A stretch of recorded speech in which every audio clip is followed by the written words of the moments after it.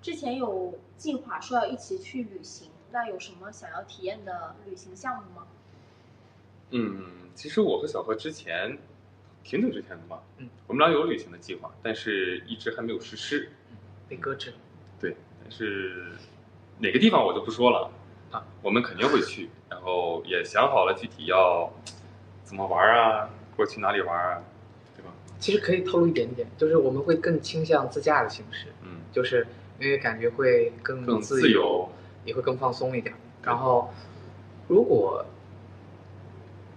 就是天时地利人和的话，我觉得去看看日出，其实我是很希望的，如果有机会。那我们了解到前两天你们刚去了天津，坐了摩天轮，为什么会去摩天轮呢？因为我是记得小贺之前就一直想做，对吧？然后当时我们去欢乐谷的时候，就是本来也是抱着想坐摩天轮的方式，想坐摩天轮的那个想法，也怪我没提前做好那个攻略了，是不是？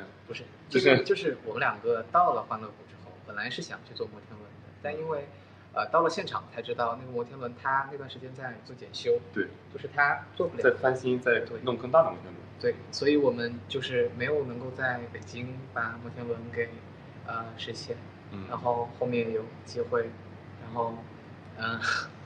然后就是还可以去别的地方做了。对，我们就一起去了这个地方。那青岛还有一个摩天轮也很大，我考虑一下。考虑一下。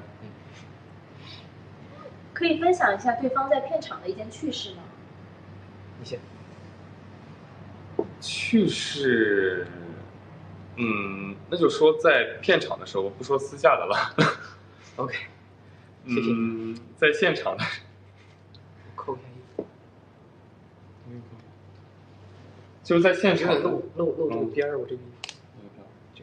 对，扣起来好。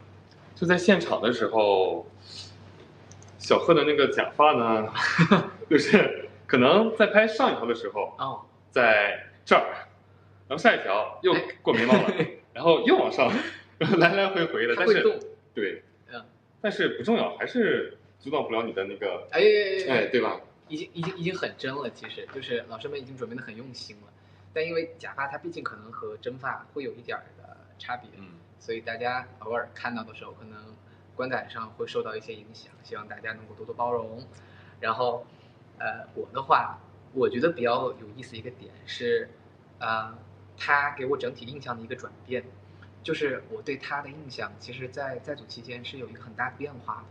就是我一开始会觉得他可能是一个比较，对，比较闷的一个人，但后来我发现他是一个比较口嫌体正直的一个人。就是你最开始你可能你去找他玩或者你逗他玩的时候，他会在旁边他笑一下，然后他又坐在那边了，就是好像他很不屑于参与我们这种幼稚的活动。但是后来相处的时间就是久了之后，也可能是我逗他的次数变多了之后，然后后来我会慢慢发现，他其实是私下是一个剧组期间是一个非常有趣，然后也很好玩的一个人。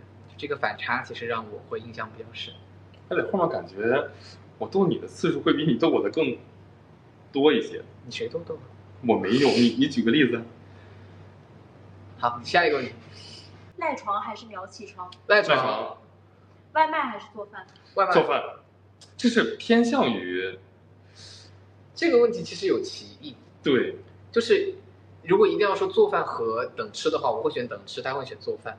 但是要选外卖跟做饭的话，因为他会做饭，我不会，所以我自己的话，就他不在我的可操控范围内的话，就是他不在我身边的话，就我不能让他给我做饭的时候，我一定是点外卖的，我自己不会做饭。我选做饭是因为我很喜欢，我很喜欢看到我喜欢的人吃我做的饭，就是这种意思啊。你喜欢的人很多？没有，就是这种意思。然后我也比较擅长嘛，然后看别人吃我做的饭会很快乐，会很高兴。冰美式还是奶茶？冰美式。粘人还是高冷？粘人。这是喜欢还是也是有一点歧义了，就是喜欢还是自己的性格。如果是喜欢的话，我会比较喜欢粘人；就喜欢对方的性格的话，你还没回答，是说对方还是说自己啊？我是按照对方来说的。我选粘人，就是也是回答对方。我选粘。叫全名还是叫昵称？都有吧？都有。其实，最近有2天有偶尔也会叫你的昵称，对吗，琪琪？好，你不准说。我不是说，行，我也会了。然后他不让我说，我就不说了。我们说好了的，就是偶尔叫一下可以，大部分时候还是叫的礼貌一点比较好，还是叫的礼貌一点比较好，对吧，琪琪？好。脸颊比心还是摸头杀？是说对方还是自己啊？对方吧。哎，是自己喜欢干的事情吗？就还是自己吧。来，3、2、1，摸头杀。那可以做一下这个动作吗？